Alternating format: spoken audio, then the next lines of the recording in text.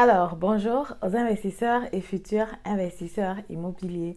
J'espère que vous allez bien, j'espère que vous allez tous très bien. Dans la vidéo d'aujourd'hui, on va parler comme ça de la structure du titre foncier. Et oui, effectivement, bon, si tu es déjà propriétaire, c'est que tu as déjà un titre foncier que tu as dans ton armoire, peut-être ton titre foncier du Cameroun, peut-être ton titre foncier de l'Allemagne que tu peux comparer aussi. Si tu n'es pas encore propriétaire, c'est que forcément, pour l'achat du bien immobilier, tu vas recevoir un titre foncier et aussi pour acheter un bien immobilier, c'est toujours bien de regarder d'abord le titre foncier du bien immobilier que tu veux acheter, quoi. Donc du coup, dans la vidéo d'aujourd'hui, je vais un peu te faciliter la tâche en te disant comment est-ce que le titre foncier est structuré et aussi ce que tu dois regarder naturellement quand tu veux acheter le bien immobilier. Et je te retrouve après le générique.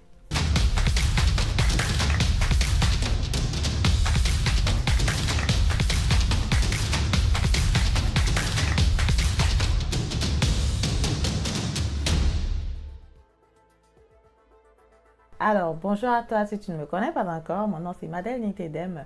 Je suis investisseur immobilier, entrepreneur dans le domaine de l'immobilier, auteur du livre Devenez millionnaire avec l'immobilier.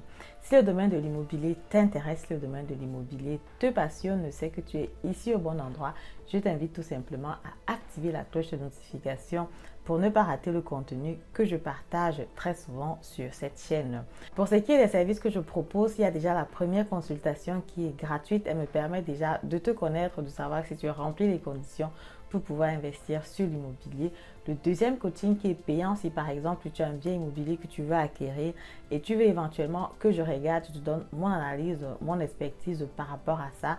Je peux t'accompagner sur l'achat des biens immobiliers qui se trouvent dans mon réseau pour que tu puisses acheter. Tu as aussi la possibilité de prendre une formation en ligne.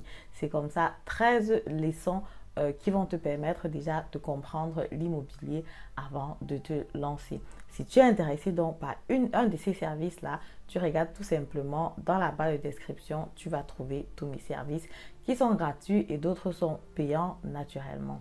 Tu as aussi la possibilité de télécharger le guide de l'investisseur immobilier en Allemagne. C'est un petit livret qui se lit facilement. Je t'ai mis le lien dans la barre de commentaires. Dans la vidéo d'aujourd'hui, on va parler de la structure du titre foncier.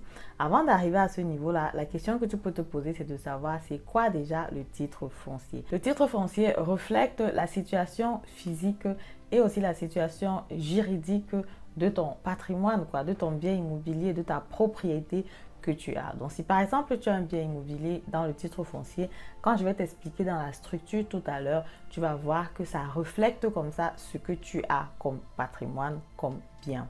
Le titre foncier en Allemagne va être séparé en 5 parties et c'est ça qu'on va voir tout à l'heure. Alors, rentrons donc comme ça sur le vif du sujet. Le titre foncier reflète la situation juridique et la situation réelle de ta propriété. Donc du coup, dans le titre foncier, tu vas voir exactement ce que tu as de façon réelle et aussi de façon juridique. Quelles sont par exemple des restrictions qu'il y a par rapport à cette propriété, par rapport à ce bien immobilier. Le titre foncier en Allemagne est divisé en 5 parties. La première partie déjà, c'est ce qu'on appelle, voilà, je tiens déjà à m'excuser au départ. Il y a les mots en allemand que je vais utiliser, il y a des mots en allemand que je n'ai pas vraiment pu traduire en français. Je pense que voilà, cette vidéo va beaucoup plus s'adresser aux personnes qui vivent en Allemagne, donc qui vont pouvoir certainement comprendre ces mots-là. Je m'excuse pour toutes les autres personnes qui suivent la chaîne parce que je sais qu'il y a des personnes du Canada, du Cameroun, de la France aussi qui suivent la vidéo, mais je vais dire que cette vidéo, voilà, elle va être certainement forcément un peu plus nichée pour les personnes qui sont en Allemagne et qui veulent investir dans l'immobilier et qui comprennent naturellement le français et l'allemand. Donc du coup, je m'excuse déjà par rapport à ça. Voilà, donc le titre foncier en Allemagne est donc composé de 5 parties. La première partie, donc, c'est le Deckblatt, donc c'est la couverture en fait, c'est la première page. La première page, elle est assez facile à comprendre. Sur la première page, tu vas simplement voir la commune, par exemple, où le bien immobilier se trouve, le nom de la ville où le bien immobilier se trouve naturellement et aussi la structure du bien. Bon, là, je vais me concentrer vraiment sur les biens immobiliers et pas forcément sur les parcelles, quoi. Donc, sur les biens immobiliers, parfois, tu as des biens immobiliers qu'on appelle Wohngrundbuch, donc ça veut dire que c'est pour une habitation, pour la maison, pour habiter à l'intérieur, ou alors le Erbau Grundbuch. Donc le Erbau, ça veut dire qu'il y a un Erbaurecht là-dessus, quoi. Et un Erbaurecht, généralement, ça signifie que le sol ne t'appartient pas. Ou alors il y a un contrat concernant le sol. Le sol va appartenir par exemple à la commune, à l'église, à l'État ou à je ne sais pas trop qui. Mais généralement, c'est écrit donc directement sur la première de couverture pour que tu saches que okay, ici, un Erbaurecht par exemple, donc ça veut dire que j'achète vraiment juste les murs, le sol ne va pas m'appartenir. Je vais payer par exemple un montant de location par rapport au sol, quoi, parce qu'effectivement, l'État, la commune, l'église ne te met pas le sol à la disposition gratuitement. Tu vas payer un montant, voilà, tu vas payer un montant par mois par rapport à la location. Selon les contrats de Erbaurecht, ça va souvent de 20 ans, 30 ans, 50 ans, même 100 ans. L'idée généralement est que ces terres-là restent au niveau de l'État. Donc sur la première de couverture, généralement, tu peux voir, ok, est-ce que c'est un Von Grundbuch, est-ce que c'est un Erbau Grundbuch, tu as cette information-là directement devant toi. Alors sur la deuxième partie, on a vraiment la parcelle qui est clairement définie. Qu'est-ce que tu achètes? Quel est le type de bien immobilier que tu achètes? De quoi est-ce qu'on parle en fait, quoi. Donc directement, la parcelle est définie, le type de bien immobilier et toutes les informations relatives par rapport à cela. Et sur un de nos titres fonciers, récemment, il y avait aussi des restrictions qui étaient écrites du genre que voilà, si tu veux par exemple acheter ce bien immobilier, il faut que la société de copropriété soit d'accord ou alors valide par rapport à cet achat-là. Dans certains aussi cas, c'est écrit justement à l'intérieur que voilà, la vente entre les partenaires se fait facilement ou alors se fait librement, quoi. Donc il y a certaines décisions qui peuvent être écrites sur cette deuxième partie-là. Ensuite, donc, tu as la troisième partie qui va concerner le propriétaire. Le bien immobilier appartient à qui? Est-ce que le bien immobilier appartient à une personne? Est-ce que ça appartient à deux personnes? Est-ce que ça appartient à une société? Et si ça appartient à deux personnes, est-ce que les deux sont 50-50%, 80-20, 75-25? Bref, pour que tu saches à qui tu vas aussi payer l'argent plus tard. Et que tu saches aussi que tu as éventuellement deux interlocuteurs parce qu'effectivement, si dans le titre foncier, c'est écrit que le bien immobilier appartient à deux personnes et que tu es en train de parler avec une seule personne, l'achat risque de ne pas être possible, quoi, parce qu'il faut justement que la deuxième personne donne aussi son accord pour que le bien immobilier soit vendu. Donc du coup, c'est un point aussi très important qu'il faut regarder quand tu achètes dans le bien immobilier avec ton partenaire. À la fin, naturellement, vous allez tous être inscrits sur cette partie-là. Et si tu achètes seul, tu vas naturellement être inscrit là-dessus, toi seul. Donc là, on voit qui est le propriétaire du bien immobilier. Et généralement, c'est marqué aussi de façon chronologique.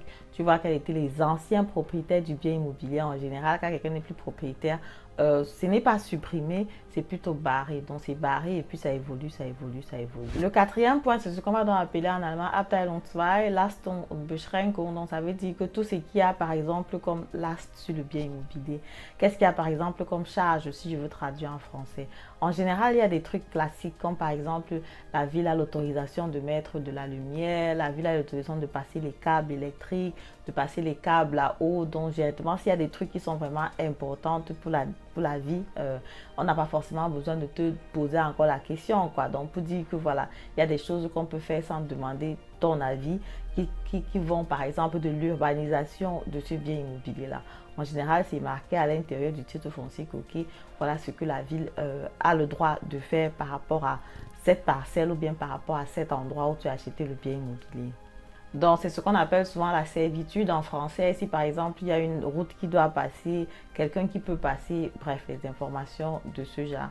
Aussi, si par exemple, tu as un bien immobilier que tu as légué à ton frère qui a peut-être la possibilité de vivre dans le bien immobilier de façon indéterminée, ou par exemple à ta mère, il y a des biens immobiliers comme ça, et que c'est inscrit dans le titre foncier, naturellement, il faut que cette clause-là continue d'être respectée, quoi. Il y a des personnes qui veulent vendre leur bien immobilier, qui disent que, ok, je te vends le bien immobilier, mais il faut savoir que peut-être, je sais pas, ma mère, ma soeur, ma fille a le droit de façon indéterminée d'avoir une chambre dans l'appartement ou bien d'avoir une chambre dans la maison ou une certaine endroit dans la maison lui appartient, quoi. Maintenant, c'est à toi de voir si ça va être intéressant pour toi ou pas. Je souris parce qu'effectivement, j'étais allée faire la visite d'un bien immobilier comme ça une fois et la personne justement voulait que l'agent immobilier disait que justement la femme voulait que sa mère reste dans le bien immobilier dans une pièce tout le temps de sa vie.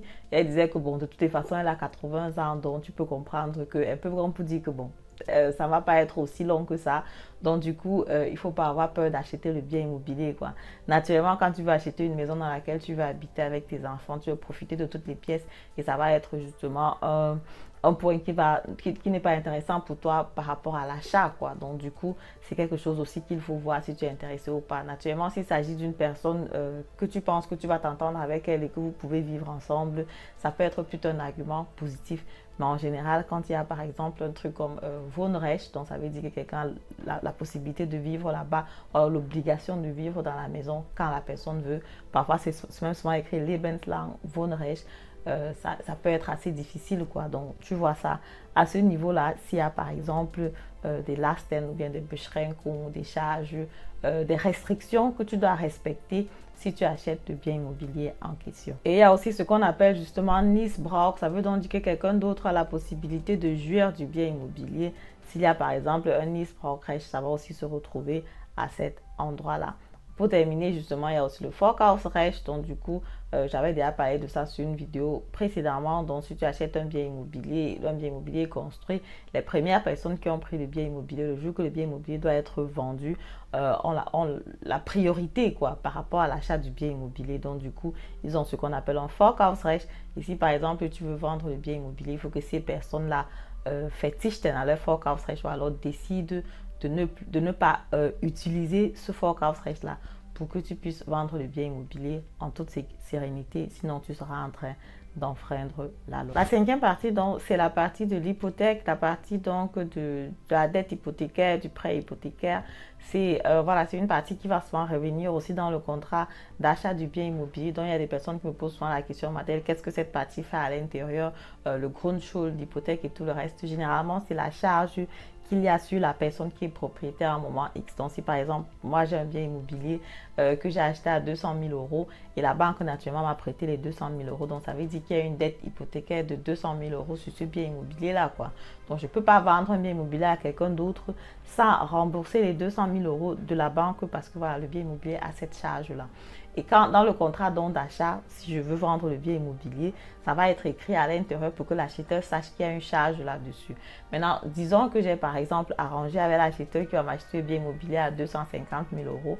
Le travail du notaire, ce serait de se rassurer que la banque récupère ces 200 000 euros et moi, par exemple, je récupère juste les 50 000 qui sont au-dessus. C'est pour ça que justement, quand tu achètes un bien immobilier, le notaire va te demander toujours d'attendre jusqu'à ce qu'il t'envoie la lettre pour te dire comment est-ce qu'il faut partager les sous, quoi.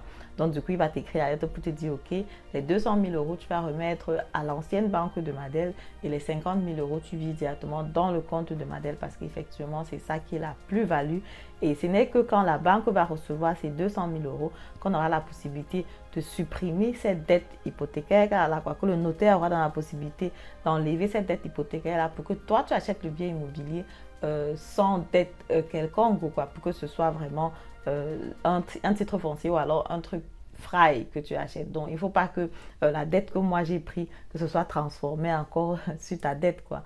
Donc, c'est pour ça aussi, ça, c'est le travail vraiment du notaire de se rassurer que justement, ces anciennes dettes hypothécaires ou alors prêts hypothécaires vont être supprimés complètement quand le nouvel acheteur achète le bien immobilier. C'est juste sa dette qu'il a pris qui va être introduite comme ça dans le titre foncier.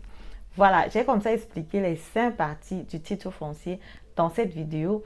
Il y a donc des points qui étaient vraiment un peu difficiles pour moi d'expliquer en français parce qu'effectivement, c'est quelque chose que j'ai aussi fait dans ma formation. Il y a des mots en allemand que j'ai utilisés dans la vidéo, comme je disais. Je m'excuse déjà pour ça. C'était une vidéo qui était quand même pour moi assez difficile à réaliser. S'il y a des points que j'ai oubliés, soyez s'il vous plaît indulgents. Je sais qu'il y a des personnes certainement qui ont aussi beaucoup de know-how dans le domaine. Il y a certainement des choses que je n'ai peut-être pas très bien expliquées.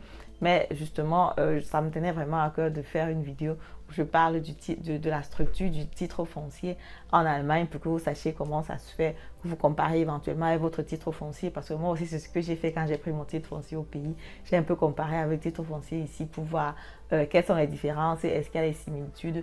Mais j'ai remarqué quand même que c'était c'était vraiment similaire, quoi. Il n'y avait pas de grandes différences que ça. Donc voilà, peut-être plus tard, je ferai encore une autre vidéo plus détaillée par rapport à ça. Si tu as des questions par rapport à ça, tu peux les faire en commentaire. Je vais répondre naturellement avec plaisir. Sinon, je te dis merci d'avoir écouté. Si la vidéo t'a plu, comme d'habitude, je te prie donc de me mettre un pouce en haut, partager la vidéo, commenter la vidéo. Si naturellement tu as quelque chose à ajouter, je suis naturellement preneuse parce que comme je dis, la vidéo a été quand même un peu difficile pour moi à faire de par la traduction et tout le reste. Mais bon, j'espère que tu as apprécié la vidéo et je te dis à très bientôt pour la prochaine vidéo. Au revoir.